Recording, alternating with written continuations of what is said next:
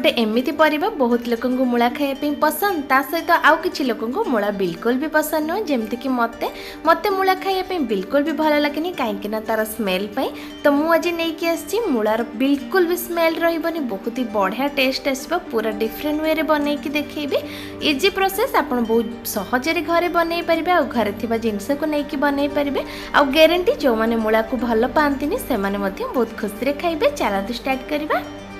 एठी मु गोटे बड़ बाउल नहीं से मूला को दे दूची मुझे मूला को सब राउंड सेप रे काटिकी नहीं आपड़ जेकोसी सेप दे पारे।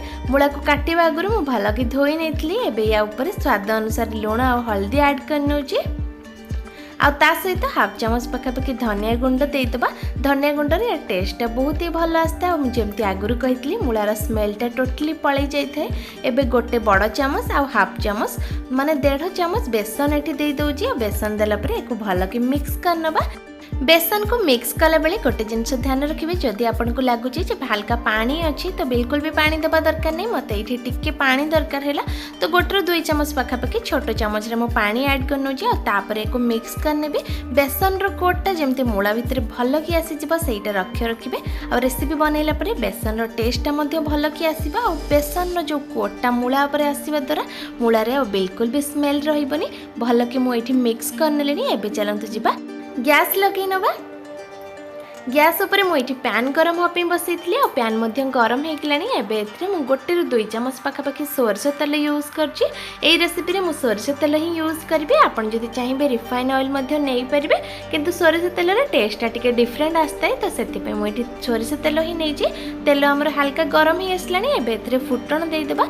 गोटे छोट चामच 5 फुटण ये एबे आम गोलैकी रखिथिबा मूला को एथिरे देदेबा। मूला को ऐड कला बेले भल भाव में खेलैकी ऐड करबा जेमती सब मूला गुड़िक पैन रो तल भाग को छुंतुबो जाफल कि पछपट साइडटा भल कि कुक हो बेसन जो कोटा आम देइचंती सेटा मध्य भल कि लागिकी रहिबो।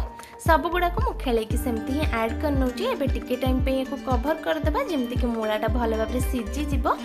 एई रेसिपी रो प्रोसेसटा मध्य पूरा डिफरेंट आ ता सहित यार टेस्टटा मध्य पूरा डिफरेंट। एमिति बेसन वाला जन्ही मु बनै कि आगुर शेयर करिजे आपण माने ताको बहुत भल पाइबा देइचंती।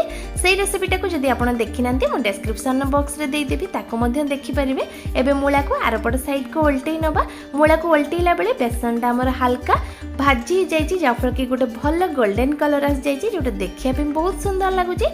आरो साइड रे जहा बेसन लागिछि ताको टिके टाइम पे हमें उल्टै भाजीवा पे छाड़ देबा। सेतिक समय भितर चलतु आम रेसिपी पे मसला प्रिपेयर करनबा। एई रेसिपी मसलाटा बहुत ही इजी और घरे थिबा जिनस को लेकिन बनइबा। मुझे गोटे छोट साइज पियाज नहीं 4 ରୁ 5 पाखुड़ा रसुण नहीं। आपड़ जदि पियाज रसुण देवाई चाहूना खाऊना पियाज रसुण को स्किप करें। गोटे छोट चामच पोस्त दाना देदेबा। जदि पोस्त दाना ना आप जगह काजू नहीं पारे। एबे एथिरे छोट छोट 5 ରୁ 6 खंड नड़िया दे दउची और लास्ट रे हम एथिरे अल्प टिके पानी ऐड करबा। पियाज रो हल्का पानी बाहरबा और नड़िया रो मध्ये हल्का पानी बाहरबा तो सेही अनुसार अल्प पानी देके एको ग्राइंड करनबा। एठी मसला बनिकी रेडी हो जाइए। मु पानी दे देथिली तो भल भाव में मिक्स मध्य हो जाइए। एई मसलाटा को आम रेसिपी रे यूज करबा। मसलार टेस्ट रेसिपी रे बहुत ही बढ़िया आसीबो। एपटे जो मूला भाजिया रखी मूला 2 पट जाकर भल भाव में भाजी जाइए। एबे मुझे आ गोटे प्लेट को बाहर करनेबी। मूलार कलरटा बहुत ही भल आसी।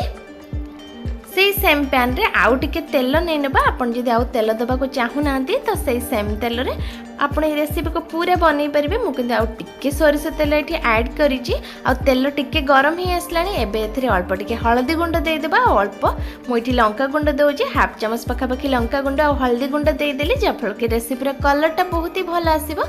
एबे हम बनईकी रखिथिबा मसला को एथिरे दे देबा।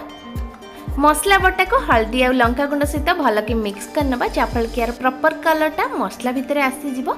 एई जगह आपण चाहिए अल्प टिके लुण मध्य देई परिबे। जेहेतु मो मूला रे हल्का अधिका लुण ऐड करतली तो मसला रे मो लुण ऐड करिने परे जदि मते लुण दरकार हुए तो मो अल्प टिके लुण ऐड करिबे। एबे को भल कि मिक्स करनबा। मसला को कसी हो पे छाड़ देबा। जेते समय पर्यंत मसला रो ऊपर को तेल उठिबा स्टार्ट न करिछि सेते पर्यंत हमें कसिया पे छाड़िबा जाफल कि जहाँ भी नड़िया रो रस स्मेलटा अछि सेटा पळैबो आ मसलार परफेक्ट आरोमाटा बाहर के आसी परिबो। रेसिपी देखला पर जदि भल लगे लाइक शेयर कमेंट करदेवे। जदि चैनल नुआ अच्छा सब्सक्राइब करना पाखे थी बेल आइकन को क्लिक करके सब्सक्राइब करने जहाँफल मुझे जहाँ भी नुआ वीडियो अपलोड करेंगे सबूर नोटिफिकेशन आपको मिल पार। यही रेसिपी में टमाटो यूज करनी तो हाफ पाखापाखि टमाटो ये दे दूँगी। गोटे छोट साइज टमाटोर पूरा अधा मुझे यूज कर मसला को देखो हल्का कुक हो गला भल कि आउ थे एक मिक्स करनबा। एबे हम एथरे भाजिकी रखिथिबा मूला को ऐड करनबा। एई रेसिपी रे आपण दुईटा ऑप्शन करि परिबे जेमति कि मूला को हल्का मसला वाला बनै परिबे आ पूरा फ्राई मध्ये करि परिबे। जदि मसला वाला ग्रेवी रखिया पई चाहउछन्ती मूला रे अल्प टिके पानी ऐड करनियंतु। मो किंतु एई रेसिपी रे बिल्कुल भी पानी यूज करिबेनी, एको एमिति ही भाजिया पई छाड़ देबी। मूला को मसला सहित भल कि मिक्स करके चारिपट जाक खेले किछि टाइम को भाजिया पे छाड़ देबी जहाँफल कि मसलार गोटे कोट मूला भितर आसीब और टेस्ट बहुत ही भल आसीबो। एबे देखंतु मूला भल कि मिक्स हो जाइए। स्मेल टेस्ट और कलर बहुत ही बढ़िया आसबार अच्छे। घरे को थरे ट्राई करेंगे और तापर मते जणाइबे रेसिपी किपरि लागला। आशा करी आपनको भल लागिथिबो। धन्यवाद।